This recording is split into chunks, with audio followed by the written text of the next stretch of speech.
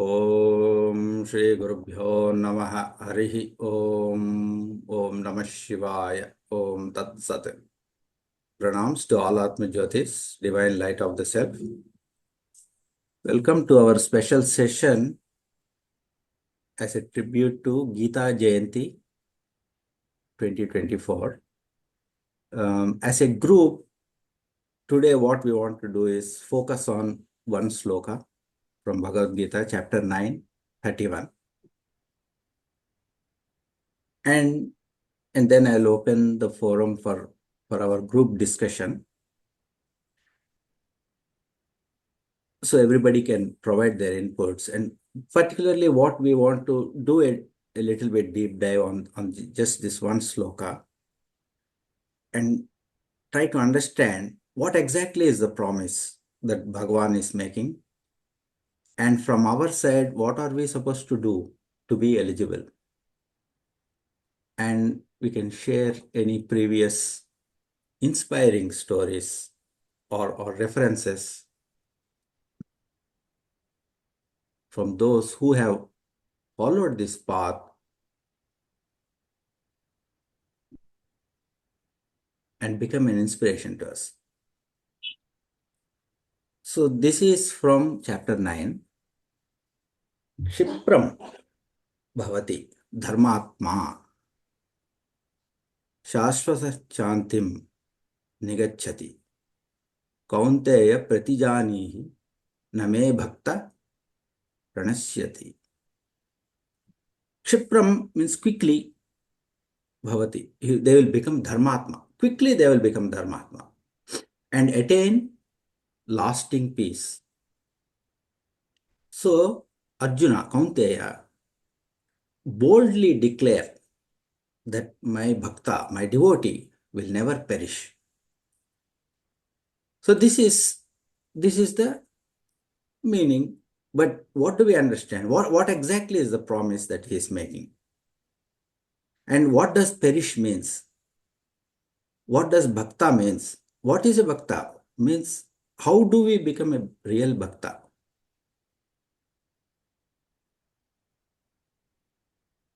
And how much confidence we have in this promise?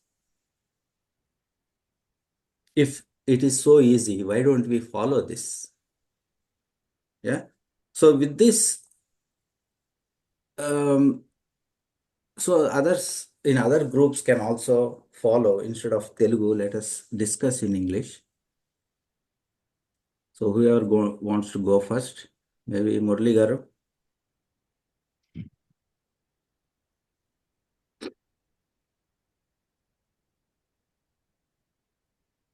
I'm not sure what I have to talk here because at least my opinion is I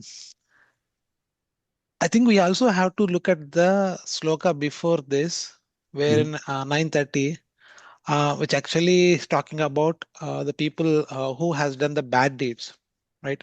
I think this is more a continuation of a sloka from 930, I think, or chapter 930, Yes. wherein actually Krishna was talking about the righteous activities as well as the bad activities. So unless like someone differentiates the two activities and decide where they are at or what state they are at, they can't really take up the go on to the next step, like that is 31st, right? So I think the first thing the people has to do is to decide like whether they're doing right things or bad things, whether they are following the path of dharma or adharma, where they are in which side of their or where they are in their activities with. Then once they are in those activities, they can decide like how they can move on to path of dharma. So I think that's what they're saying.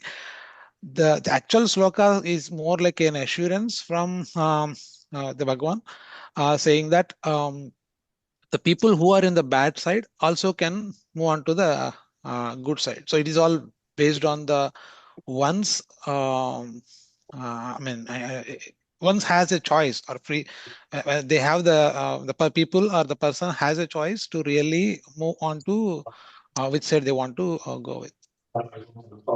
But dharma it's alone is not sufficient. Yeah, not sufficient. But this Bhakti. one, I think, is more talking in terms of like where, or I mean, at least my opinion, right? So which side you want to take, and you have the free choice. And once you have the free choice, you can really move on to the right side. But right side, to come on to the right, see the promise specifically is my bhakta, right? It is not about those who follow dharma.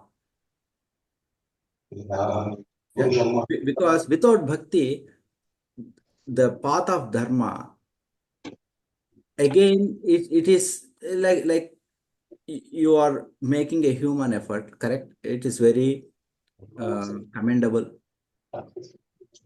But the ironclad assurance is for my devotee, because the devotee is like, if you know Marjala Nyayam, the Yeah. cat, the way the cat catches its baby, the Bhagavan holds the devotee.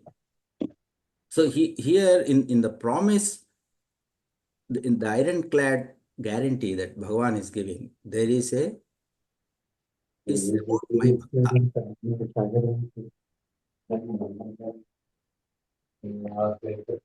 So a bhakta will automatically follow the path of dharma, because God will guide him on the path of dharma. He will not go astray. Whereas without bhakti, the path of dharma becomes very difficult. A person will fall. He will deviate. Yeah, I think we're talking two things, right? I'm talking like person has a free choice, and I think you are talking that person doesn't have a free choice, or like once he is dependent on the God, God will take care of things.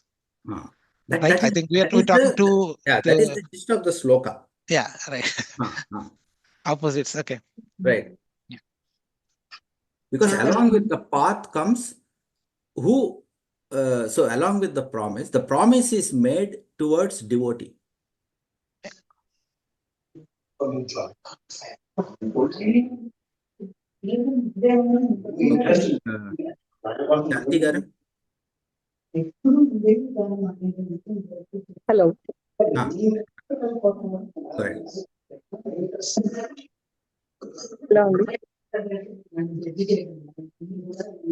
Hello. Yeah, we can hear you. Oh, okay. Alternate ka vere line kuda mix up ayindi. So, the basic promise ఏంటంటే English. protecting. Hello, Andy. English. Oh, sorry. Yeah. Because there are basically, yeah. The idea is that God is giving the promise to the people, like He's showing us a path, and the path is by chanting His name. That's one way where the devotees can purify themselves, right? Even then, if they are following not the righteous path or not, the way to purify and cleanse themselves of all the sinful contaminations, I think, or the overall gist that I understood is like the chanting, constantly remembering the God. I think that's a path that God has shown us. And I think that's the gist of it. That's what I understood. I didn't go through the previous shlokas, but just from this one, this is what I understood. Yeah. So chanting, listening to the stories of God, these are all expressions of bhakti. Yeah. Yeah. But what exactly is bhakti? Who is the bhakti towards? Towards the God. Yeah. Devotion. Towards the God. Yeah. Right? Then whether you chant or not chant, it is how you express your bhakti. Right. So can you think of someone, some saint or somebody like this?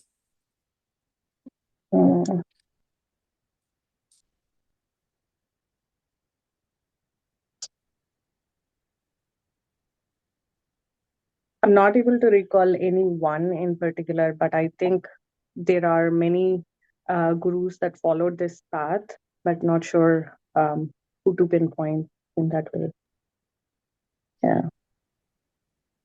I think Prahalada is one example, I think. Well, But he's not bad. I mean, I would say like, though I'm talking in terms of like continuously Ananya Chintayanto, I'm talking in terms of that sloka. yes. So Prahalada, I think, would be a good example wherein Bhagavan has taken care of all the things for him. Yes. Oh, I thought we should find someone who was not righteous in the beginning and then transformed their lives into the righteous path by following the path of devotion. I don't know. Okay. Not necessarily. Okay. Their previous, at some, before they become bhakta, everybody Right. is on the wrong path only. Yeah. Yeah. That's one way to. Yeah. Whether in this life or previous life, whenever.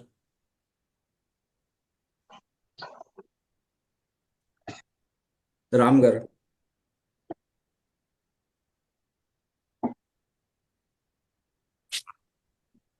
Hello, Andy. So I don't recollect this particular chapter because I did not go through it before. But at least from the sloka, it feels like the reason we are unhappy is because we are always attached to people or things, material things. But what I think this sloka is trying to tell us is that if you give up all that and attach yourself to the Lord, then the number of desires that you have will reduce and you will get peace, because you're, by doing karma yoga, you're like focusing on the work, but whereas in bhakti yoga you're focusing more on chanting the Lord's name or the Lord's picture, or keeping that in mind. So that is taking you away from these attachments to material things, and by just doing that, you can, it says quickly, you can go to that state of lasting peace. But again, we always will be in that state for some time and then come back to the material things, and then we're again see the sorrows, the happiness and the sorrows. But the longer you can stay in that bhakti yoga, you will have more peace. That's what I understood. So if you come back, then it is not lasting peace. So here, what is lasting peace mean? Means you're constantly Constantly. Constantly means there is no coming back, right? Mhm. So here lasting peace means Jivan Mukti. Mukti. Okay. Parashanti. Mhm. Yeah. If it is temporary, what is this promise is meaningless. So here lasting peace means forever. There is no coming back from this. Mhm. Right? And it's not just chanting. The primary thing here is surrender, Saranagati. See, Bhakta has completely surrendered to the Lord. He is at the will of the Lord. Whereas others, they are trying to do things on their own, seeking help from God.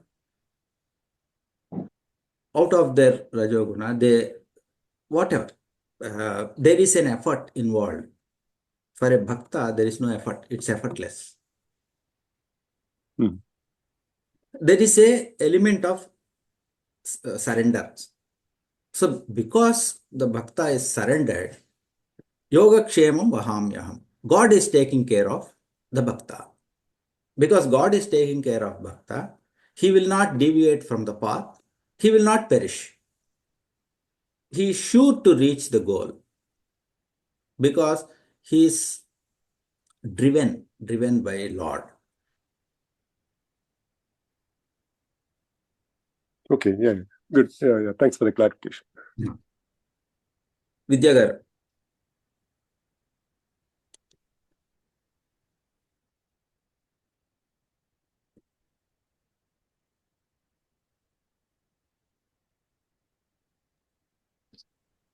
Hello. వీలైతే if possible, on the video. My foot is completely gone. Okay, fine. That's all. Audio is fine. I'm not able to speak. Throat is gone. Oh, throat is gone. Throat infection. Okay, get well, sir.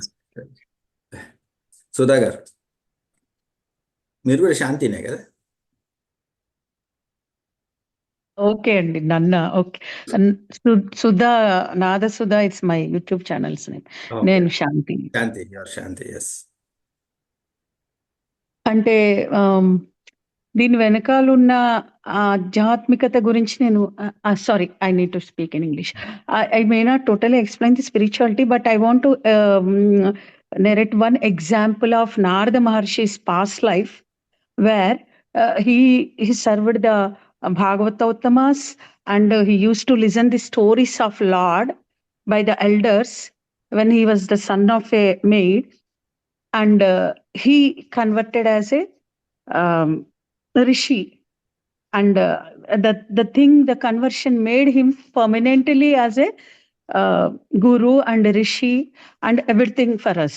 Narada Maharshi is one example, and Dhruva is another example. And when he is asking for help, Narada Maharshi helped him driven him towards the Vasudeva mantra, and he did tapasya, and after that he is able to take the blessing of the Mahavishnu, and then he became a king and ruled, and now he is in the Nakshatra Mandala. So permanent conversion, when a devotee do a Sharanagati, permanent conversion, like as a part of universe permanently, these things happen to many elders, many divine beings earlier. So once, and one that is one phase, and this another man, Ajamila, was just chanting the name of Narayana at the end of his life, even though he was his activities and a lot of sin is included in his lifestyle, but still the name itself, Narayana, as he is addressing his son, but still the name is Narayana. That also converted his next phase of life. There are so many higher beings because of Nama, because of Tapa, because of service of elders, that the total activities are related to the Narayana God. So these are some living examples where we can find Mirabai. She was even protected from taking poison.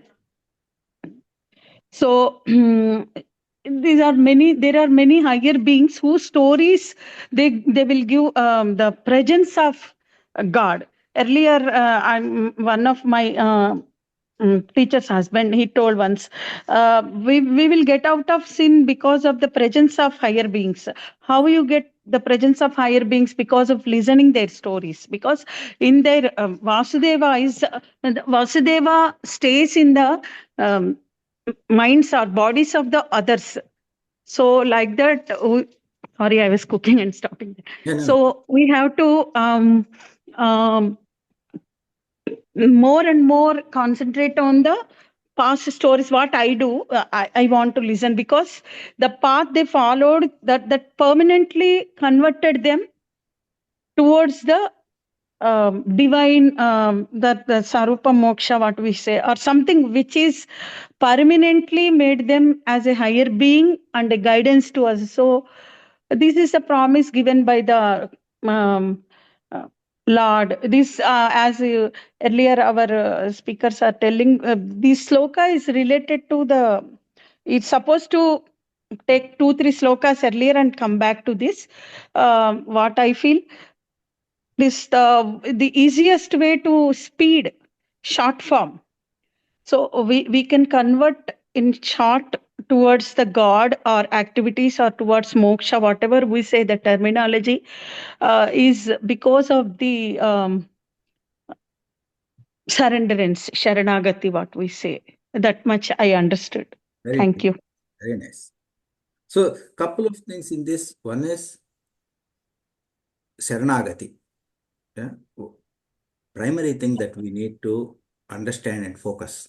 As a devotee, surrender is it looks simple but very hard, because surrender means we are dropping the ego or submitting our ego to Lord. Then everlasting peace means Jivan Mukti.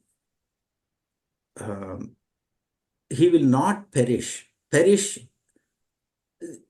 the body will perish, but Sadgati, they will not go Adhogati.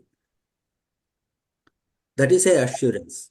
Sadgati is assured Mm. by Bhagavan. So it is not Mm. some assurance from or warranty from Somebody. corporate that can go wrong. It is a ironclad assurance. Yes. To those who surrender their will. Otherwise, it is a struggle. With surrender, there is no struggle.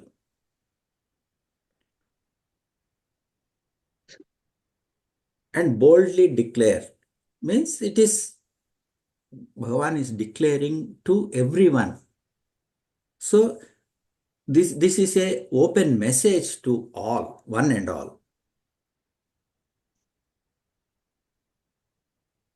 So hope we are all happy to hear this message. Right? It is the message is for us. Mm. The message is for us. It's a good message. It's not a feel-good message. It is an assurance. It is what when we see Bhagavan, when we go to temple or anywhere, the Abhaya Mudra from Bhagavan. This is the Abhayam given by Bhagavan. Fear not, fear not. There is a simple way. Mm. So any other comments? So Parikshitu, he came out from the fear of death towards moksha of listening the stories of Sriman Narayana. And even though he did something which is not desirable and he has to face his death, but still within the 1 week he converted himself with the Bhagavata like that. This is the thing that is also a very good example. Yeah. Thank you very much Thank you. for this. Murli Garu, Ram Garu, Shanti Garu, any other comments, inputs? I think those are all some good points, and the discussion is helping clarify some. Like the way they have explained is like there are 9 kinds of devotional activities through which we can do this process of cleansing. But I think that's where the easiest and shortcut is the continuous thinking of the Lord. I think that's where they're mentioning that constant chanting Hare Rama Hare Krishna. I think that we shouldn't give up and to stay on the path and cleanse anything, right? Yes. So yeah. I have one question, Andy. Maybe Yeah. like that is like, what is bhakti? Is it activity, goal, or achievement, It is or not any activity. feeling? See, where there is activity, see, many activities. This activity is an expression, right? You are doing something.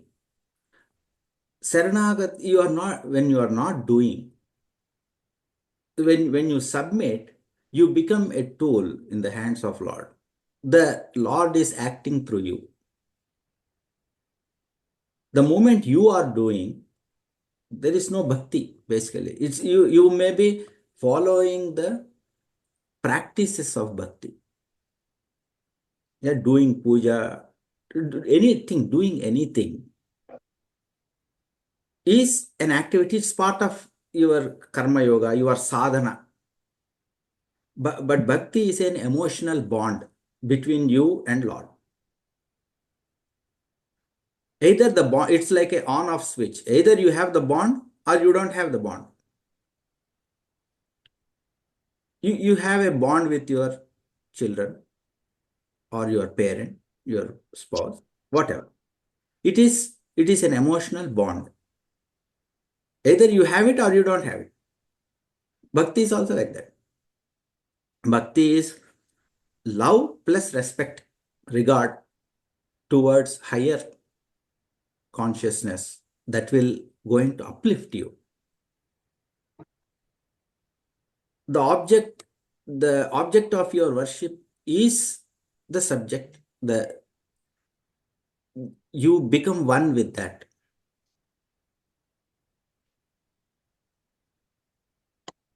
Yeah, there is no doing there.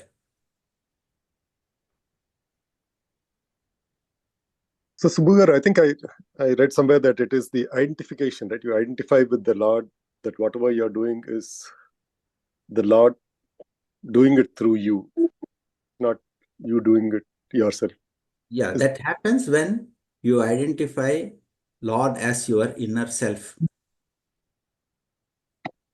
Lord is the inner self of all. Only with the jnana, real bhakti can happen. See, no, you cannot love something that is separate from you. Your utmost love is only towards yourself, your own self.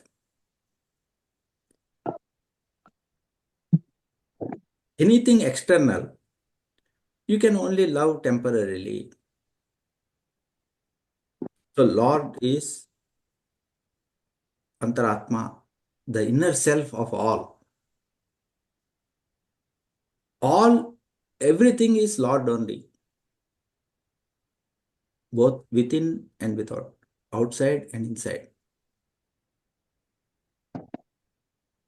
Okay, yeah, thank you.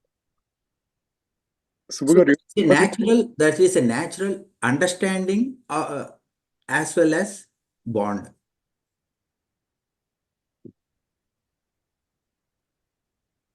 okay, thank you. Yeah, I was going to say that even Pawan Garu is there on the call. He wants to. Pawan Garu, thanks for joining. Sorry అండి, నాకు 2-3 పనులు ఒకేసారి చేస్తున్నాను, అందుకనే I was not able to concentrate. Okay. So we are discussing the sloka 9.31. So your thoughts on this will help.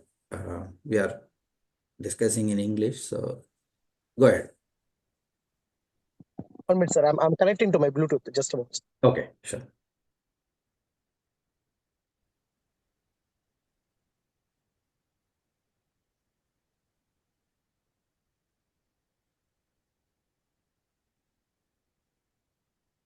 Yeah అండి. So ఒక్కసారి నాకు మళ్ళీ మన టాపిక్ చెప్పగలుగుతారా? Just so that I've been here and there, right? Sorry. Yeah, sure. So I'll share my screen once for you.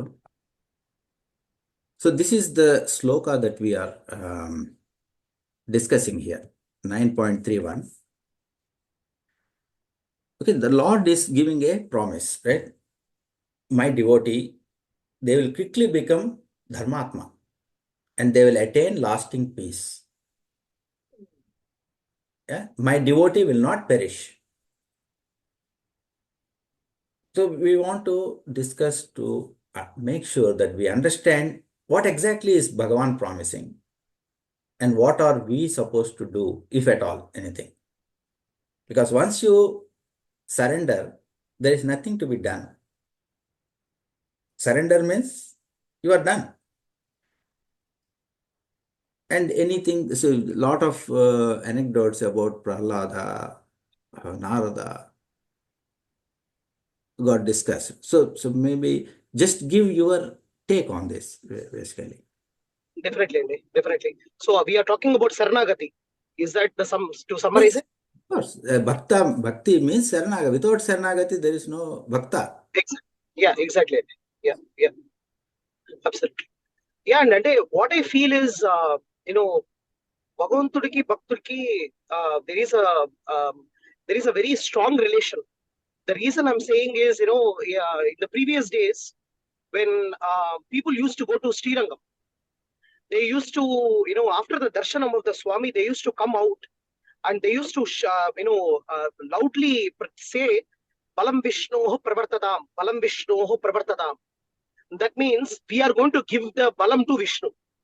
So now, when I heard that, I was really surprised, because how can a devotee or a bhakta give Balam to a God? then I understand that the dharmam that we are following is the balam to the God. It is not that, so we both coexist with each other. Without a devotee and he having God in his heart, even the strength of the dharma will go down. So that way, I feel that the both being God and the devotee both being coexisting, and the devotee is playing the main role. The God is just a creator. Sarira matramuna dharma sadhanam. We are just an instrument. We who are just following what God is telling us to do. At the same time, what we feel is everything is controlled by the God, but he also gave us the Jiva Swatantra. So because that Jiva Swatantra is there, the bhakta, whatever the bhakta is doing, is reflecting on how the God has preached it. So that's where I feel that there is a very strong connection between the bhakta and the God. The more responsible the bhakta is, the more happy the dharma will be, and then the more easier the saranagati will be. Like, right now we are all talking about theoretical stuff. But if you look at the karma sadhana, the reason why the karma sadhana is very important is because at the end it is taking us to the jnana marga. Right? So if I connect all these dots, I feel that what God is telling about the devotee is, of course, definitely the Saranagati, but at the same time, God is asking the devotee or requesting the devotee to also give the balam, which I just talked about, the Srirangam example, right? That is what I'm thinking. Sorry if I may have misunderstood or I have gone here and there. No, that's okay. We are just discussing. But Yeah. do you see God as separate from devotee? No. They both are same. They God, like, I also have another example. So there was a time in Tirumala where a lady wanted to give a banana to the Venkateshwara. This was way back in the 1960s or 1970s, where they used to take the fruits and everything and they used to keep it inside the Garbhalayam. And then she only had one banana. And she took that banana and she went to the priest, and somehow with that whole rush, no one took it. So the next moment, what she did was she walked and she was looking at someone who was doing Govinda Ramasparada, who was doing seva to Swami and Govinda Ramasparada. And she gave that banana to that person. Then the daughter who was next to her, she asked him, why did you give, your plan was to give it to the Bhagavan. Then she said, there is no difference between Bhagavan and his devotee. They both are same. Right? And even the Krishna says this, in Bhagavatam or somewhere. I don't mind people hurting me, but the moment people hurt my devotee, I become very angry. So in a jivic sense, they both are different, but from a connection perspective, they both are same. That is what I feel. So my devotee will not perish. Are we all firm on this?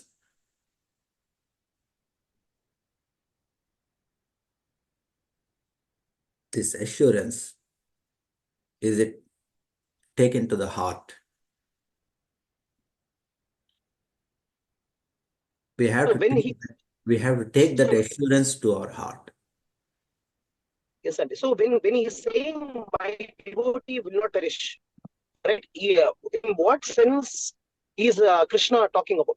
Like, is he talking about the jiva that is inside the devotee, or is he talking about I want to understand the context. Yeah. So context is, see, if you look at this, he's talking about my devotee will not perish. Okay. He's not saying his body will not perish. Yeah. Yeah, exactly. Sadgati. And he will attain eternal peace, means Jivan Mukti. Means he will, what is eternal peace? Bhagavan is eternal peace. So my devotee is going to attain me. And attaining everlasting peace or attaining Lord, they mean same thing. Not perishing means not perishing versus Jivan Mukti, it's all same thing.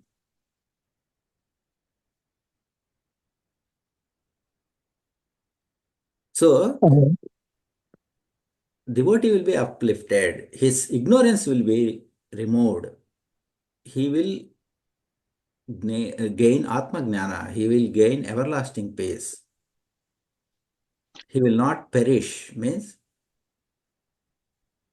Mrityorma Amrutam Gamaya.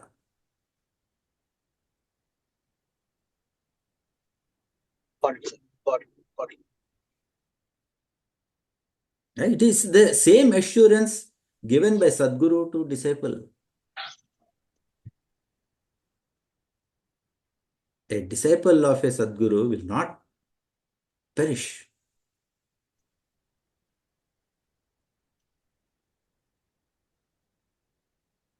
He will not fall into ignorance. Samsara, ignorance is perishing. Just because this body goes, another body comes, does not mean we are thriving. Punarapi Jananam, Punarapi Maranam means we are destroying ourselves. We are on the path of samsara. The bhakta, he will come out of this. He will come out of samsara. He will attain everlasting peace. Hi, Subhugaru. Yeah. This is Prabhakar. This is Prabhakaran. So I have one more kind of thought on this. So when we say that a devotee is in a state of mukti, can we say something like this, that the person, it means mukti is not something, means moksha is not something related to body. It is definitely related to the soul. He may come or he may get into any kind of soul, any kind of body, but when he is in a state of mukti, he will be acting as part of or acting as a plan of God, and he is not attached to the worldly life or anything. He just sees whatever is happening around his surroundings as a plan of God, or he becomes a part of the plan of God, and he never gets attached to it. So he is kind of in a state of that comes only through bhakti, right? So whenever you have a complete devotion to God, you reach to a state of moksha, and when you are in a state of moksha, irrespective of number of births you again take or get into different bodies, you are not again attaching to the world. Is we can say something like that? We can think in those lines also. So there is no state of moksha because state of moksha means you are attaining something that is not inherent to you. Mhm. Yeah. So your natural state is moksha. Okay. Your real nature is Atma. Yes. The unnatural state is Dehatma Buddhi. Right. Yeah, from Dehatma Buddhi, going back to your original state is loving God. Whether you call it Jnana or Bhakti. Bhakti. Yeah. Yeah. Yeah. Bhakti means love towards Lord. Who is Lord? Lord is Antaratma. So you are Right. going back to your original state, your real state. Okay. That is whether you call it self-realization or Atma-jnana or Parabhakti or merging with Lord, merging with Paramatma, whatever you call it. It is Parashanti. It is Jivan Mukti, Parashanti. It is not a So state. It is not. It is your real identity. So it's like what Shankaracharya says, that you are not different from God. You are the God, something of that sort. It may not be really God, but One with the kind Lord. of One with the one, Lord. one with the Lord. Okay. Yeah. So devotion leads to kind of such a state of self-realization. That is what we can say. So in the initial stages, yes, devotion leads to that. But actual devotion means becoming one. You are Hmm. completely devoted. What is devoted means you don't have your own ego. Yes. Dropping of ego, Saranagati also means complete surrender of ego. So you don't exist as an individual. You become part or one, not even part. You become one, becoming one with the Lord. So how different is this from the three kinds of devotion that he himself says at one time? Like he says that like there are three type of or four type of devotions I see in people, like Saranagati, Jnana Bhakti, and one more. Means when he also gives a kind of examples, like when he says Saranagati Bhakti, he gives of Draupadi Devi. When he gives Jnana Bhakti, he gives example of Bhishma, and then I think one more. I forgot that, Subhagar. But I think Bhagwan himself says that there are three types of bhaktis, but all of them a kind of surrendering to him, kind of surrendering. So how Many different? types of bhakti, but as long as there is still ego left, there is separation between Oh, okay. So devotee and it's Lord. Yeah. okay. So that ego is the separation. Mhm. Ego is the cause of suffering also. So when we say everlasting peace, Mhm. dropping of the ego leads to everlasting peace. As long as you hold on to ego, you are holding on to suffering. Okay. Okay, makes sense. Yeah. So yeah, we can see difference there also. Yes. Yeah. And Prabhakar Garu, the examples that you gave, right?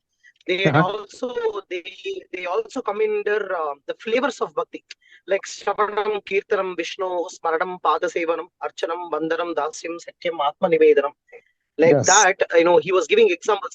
Atma Nivedanam means Hanuman has given Yep. himself to Rama. So Rama. those Yeah. are the examples that we have. Yeah. So yeah. So Atma Nivedana means ultimate surrender. Exactly. Ultimate. Okay.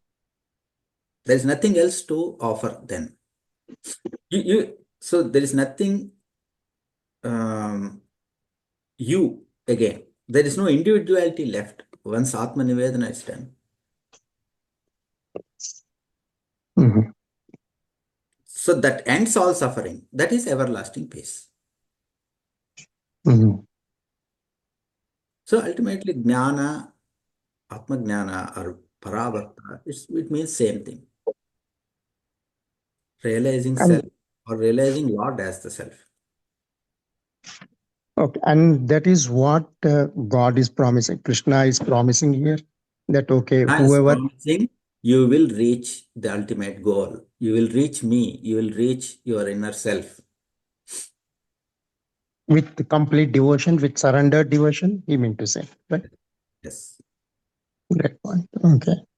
Your Sadgati is assured. Your progression towards whether you call self-realization or nirvana or what you call mukti, moksha, whatever you call it, your progression towards that. Slowly your dehatma buddhi will drop off, your ignorance will drop off. Mhm.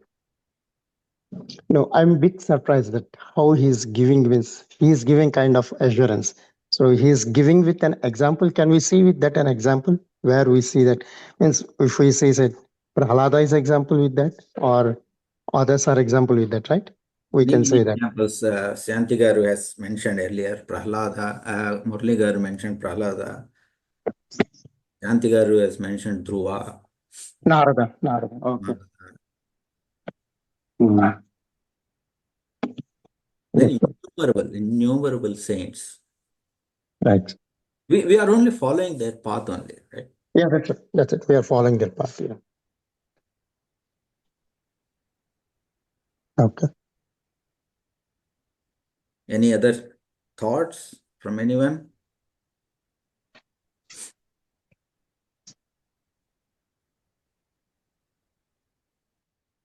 Okay. But I think if I understand it correctly, Shubhu garu, Yeah. మీరు ఏం చెప్పారంటే మనం the state of the atma in the beginning is actually the ముక్తి. It is not, అంటే ఆ ముక్తి state లోనే ఉన్నాం మనం. Always. కానీ ఆ ముక్తి స్టేట్ నుంచి మళ్ళీ మనం మారి మళ్ళీ, అందుకనే దాన్ని సెల్ఫ్ రియలైజేషన్ అంటున్నాం. It is not learning. There is a difference between learning and self realisation. So we are coming back again to the mukti state. Is that Yeah. what I understand? You are unlearning. So your original state is mukta state only. Atma is always nitya mukta. Yeah. What you call as you is not your real you. You are not the body. You are not the mind. You are not the intellect. You are pure consciousness, pure Swarupi. So can I say this So way? my Guruji is from Bangalore. There is a great saint in Karnataka who coined this. Nanu nanembudu nanalla, ee deha manabuddhi nanalla, Sachidananda Atma Shivaranu nane, Shivoham, Shivoham, Shivoham. I'm not the body, I'm not the mind, I'm not the intellect. These are all the tools that we have. These are all perishable. So when Krishna says, my devotee will not perish, it does not mean his body will not perish. Body is, of course, is going to perish, but he is not the body. He is pure consciousness. That individual consciousness will realize oneness with the universal consciousness and find everlasting peace.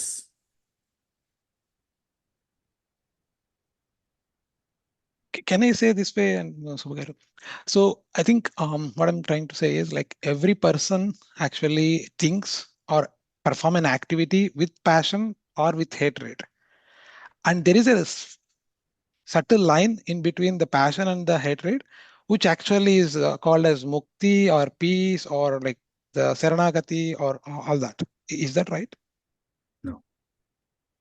I'm talking in terms of raga and dvesha. So if every activity we perform, right, every thought we do is with either raga or dvesha. So where is But peace? if you Where is peace in raga and dvesha? no, I'm saying, like, if Forget about there is a everlasting. line in between raga and dvesha. So if you drop that raga and dvesha and perform an activity, you are actually is a jivan mukta. You are actually doing a saranagati. You are in peace. Yeah. See, Right? raga and dvesha are rooted in ego only. Yeah, again you go. Huh. But ego itself is not a problem. I think ego itself is actually from consciousness. Everything Ego is with raga, ego with desha is actually the problem. everything is from consciousness only. But raga and dvesha is your attachment and repulsion. Yeah, causing you to go through the cycles of this activity and suffering. Right. Now, what I'm trying to say is, ego itself is not the problem. Ego with raga, ego with dvesha is the problem. Because ego itself is directly equal to consciousness, universal consciousness. And I'm talking in terms of jivo brahman aparaha. When they are one, where is the ego? When they are one, when they are different because of the world or because of the ego is separating, right? What is separating jiva from Brahman is ego. Ego is the one separating. When you say they are one, where is the ego then?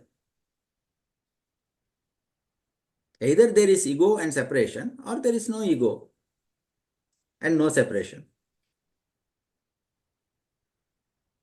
You want to have the cake and eat it too. You want oneness and as well as preserve ego. But if there is no ego, then how the people will work with the world? Because ego itself is actually giving the discrimination between two activities, good and bad. Ego is for transaction purpose. Yeah, but a person with the without world. ego cannot justify it's a good or bad. No. See, interacting with the world, that is not what we are discussing. Right? You can interact with the world. You need mouth to talk. You need ears to listen. Same way, ego is there, raga. So ego is there for transaction purpose. But where is your sadgati? Where is your peace? The peace is in oneness with Lord. The everlasting peace.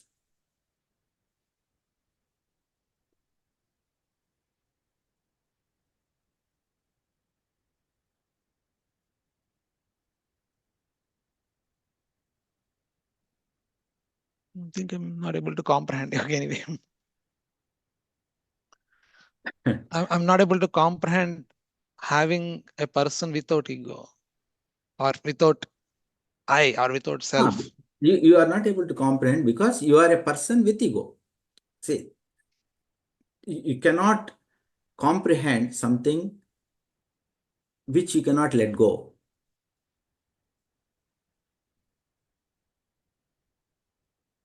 See, as long as you cannot let go, there is no Saranagati.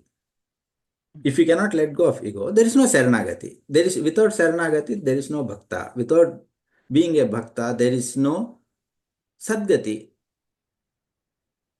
Means everlasting peace. Peace is not there. Forget about everlasting peace. Happiness is there, sorrow is there. All duality is there. Day and night, like, dislike, happiness, sorrow. The duality is there, but peace is not there. Yeah, peace will be there only when you surrender ego to the Lord. And when there is surrender, there is Saranagati, peace is assured. That is the promise in this sloka that Bhagavan is giving. Yeah, I guess we should close the session now. Yeah. But nice discussion. Om Sri Gurubhyo Namaha Harihi Om Namah Shivaya Om Tat Sat Sarvam Sri Krishnarpanamastu. Thank you. Thank you. Bye. Bye.